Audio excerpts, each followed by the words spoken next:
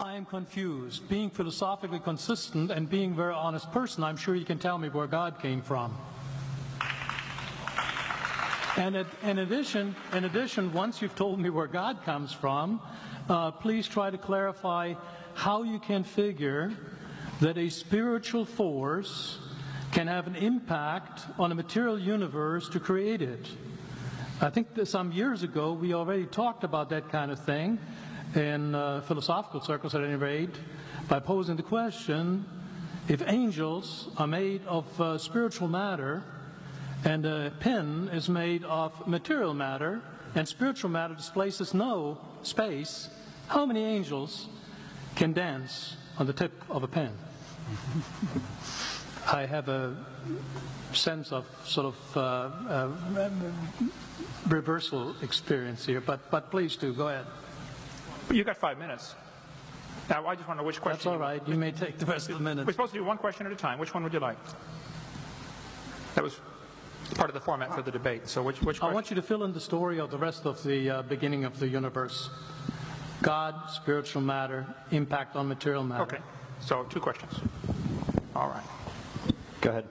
All right, your question, where did God come from, assumes that you're thinking of the wrong, obviously it displays that you're thinking of the wrong God, because the God of the Bible is not affected by time, space, or matter. If he's affected by time, space, or matter, he's not God.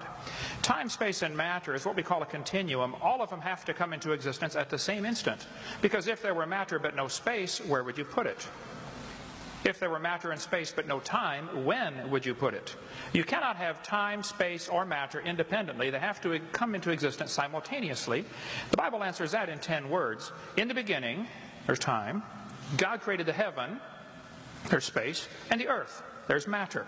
So you have time, space, matter, created a trinity of trinities there. Just, time is past, present, future. Space has length, width, height. Matter has solid, liquid, gas. You have a trinity of trinities created instantaneously, and the God who created them has to be outside of them. If he's limited by time, he's not God.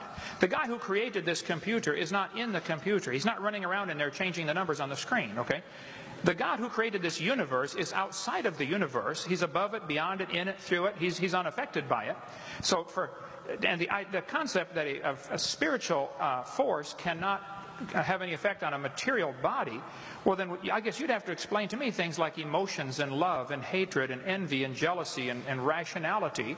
I mean, if your brain is just a random collection of chemicals that formed by chance over billions of years, how on earth can you trust your own reasoning processes and the thoughts that you think? Okay, so your question, where did God come from, is assuming a limited God.